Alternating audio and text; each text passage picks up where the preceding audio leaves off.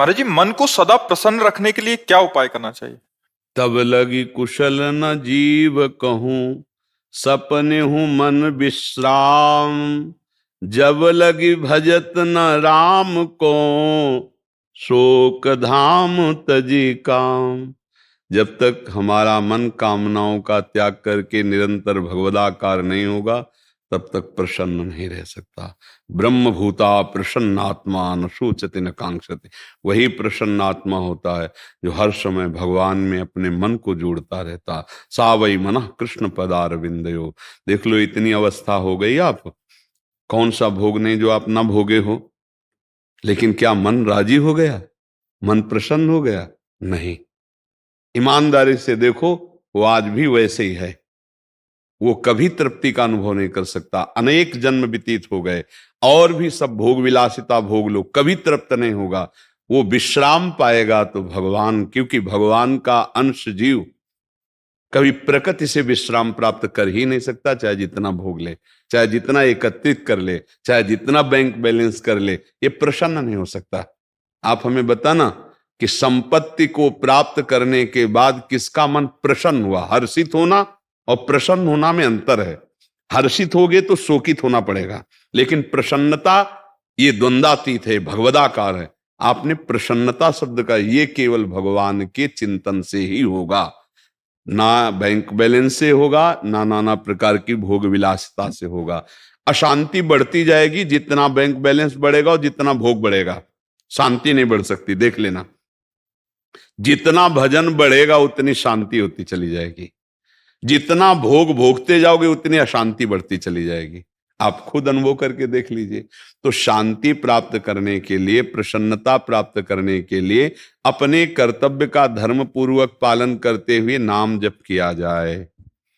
कोई भी गंदा आहार, गंदा पेय ना पिया जाए, नहीं तो मन थोड़ी देर के लिए बेहोश होता है उस प्रमाद स्थिति में, तो उसी को तुम आनंद मान लेते हो। अभी आनंद जाना कहाँ है? होश में चैतन्य होते हुए भी बेहोश रहना एक बड़ी अद्भुत स्थिति होती है, वो भगवान से प्राप्त होती है। आप भगवान के अंश हो, प्रकृति के अंश से आप कभी सुखी नहीं हो सकते हो। चाहे जितना प्रकृति को भोग लो, कभी मन प्रसन्न नहीं हो सकता। ऐसा लगता है कि एक चीज आज मन मांग रहा है, खा लें तो हम प्रसन्न हो जाएंगे, अगर ये हम भोग लें तो प्रसन्न हो जाएंगे। लेकिन जिसको तुम को सोच रहे हो कि भोग लें, उसको कोई भोग रहा है, लेकिन वो भी किसी और के लिए सोच रहा है। वो भी ऐसा नहीं कह सकता कि अब कछुनाथ न चाहिए मोरे, मैं प्रसन्न हूं, अब मुझे कुछ नहीं, ये नहीं कोई बोल सकता। ये वही बोल सकता है जिसका चित्त भगवान से जुड़ा हुआ है। तो हमारी प्रार्थना है, नाम जप कीजिए, अपने कर्तव्य का पालन कीजिए। बार बार मन संसार में जो जा रहा है वहां से हटा के प्रभु के चरणों में, प्रभु के नाम में लगाइए, तो ही मन प्रसन्न हो सकता है। हमें तो आज तक और कोई उपाय नहीं लगा, न शास्त्रों में, न महापुरुषों के वचनों में। ऐसा कोई उपाय नहीं है जिससे अन्य उपायों द्वारा मन को प्रसन्न किया जा सके। आप देख लो, ये किसी भी वस्तु को स्थायी नहीं पकड़ता। मन को देख लीजिए, आप जिस वस्तु से प्रियता मन दिखाएगा, थोड़ी देर के बाद, थोड़े दिन के बाद, थोड़े समय के बाद वो उससे हट जाएगा और दूसरे की तरफ देखने लगेगा। इसका मतलब है ये केवल फंसा रहा है, ये कहीं तृप्त होने वाला नहीं। और एक बार प्रभु में लग जाए, अभी लगा नहीं है, एक बार प्रभु में लग जाए तो हटाए नहीं हट सकता। ध्यान रखना, जैसे तुम नाम जप करते हो तो विषय चिंतन नहीं छूटता, ऐसे विषयों में उसको रखा जाए तो भगवत चिंतन नहीं छूटेगा। मन की खासियत है, अगर उसको सही जगह पकड़ा दो फिर छोड़ने वाला नहीं, गलत जगह ये कहीं टिकेगा नहीं। ये मन भगवान का अंश है, इंद्रियाणाम मनश्चास्मि। ये तभी रुकेगा, तभी प्रसन्न होगा जब ये अपने अंशी में पहुंच जाए, भगवान के चिंतन में।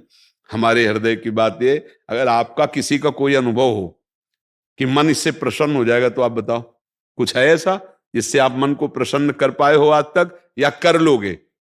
भ्रम से है, मुझे नौकरी मिल जाए तो मन प्रसन्न हो जाएगा, नहीं होगा। जिनको नौकरी मिली है, अगर इतना रुपया हो जाए तो जितना तुम सोच रहे हो उससे ज्यादा किसी के पास है। अगर ये मिल जाए तो वो भी किसी के अधिकार में है, तो उसको संतुष्ट हो जाना चाहिए।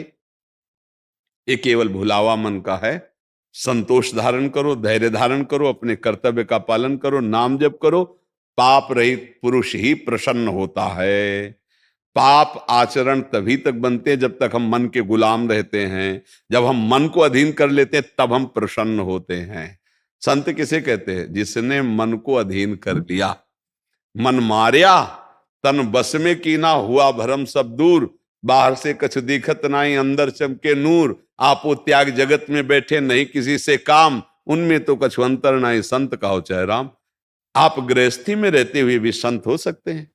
आप अपने धर्म से रहते हैं, धर्म की कमाई से परिवार का पोषण करते हैं, और जितना बनता है भगवान का नाम जप करते हैं, कोई पाप नहीं करते, तो आप देखना आप प्रसन्न होने लगोगे, आप हृदय में आनंदित होने लगोगे। अब गलत आचरण करोगे तो बैठे बैठे डिप्रेशन में पहुंच जाओगे। पापाचरण गंदा चिंतन कराता है और कल्पनात्मक भय देता है, उसी भय से तो डिप्रेशन आता है। बेमतलब की बातें मन में, जैसे एक ने प्रश्न किया था अंग्रेजी में, ओवर थिंकिंग। ओवर थिंकिंग तो हाँ, तो उसको समय क्यों दे रहे हो ओवर थिंकिंग का? नाम जप में लगाओ। हमने एक दिन सत्संग में सुनाया था कि एक गुरुजी ने शिष्य को मंत्र बताया कि इससे तुम भूत सिद्ध कर सकते हो, भूत सारे कार्य कर देगा। तो उसने मंत्र को अनुष्ठान किया और भूत सिद्ध कर लिया। अब भूत प्रकट हुआ, उसने कहा हमें काम बताओ, तो जो काम बताते 1 मिनट में कर देता।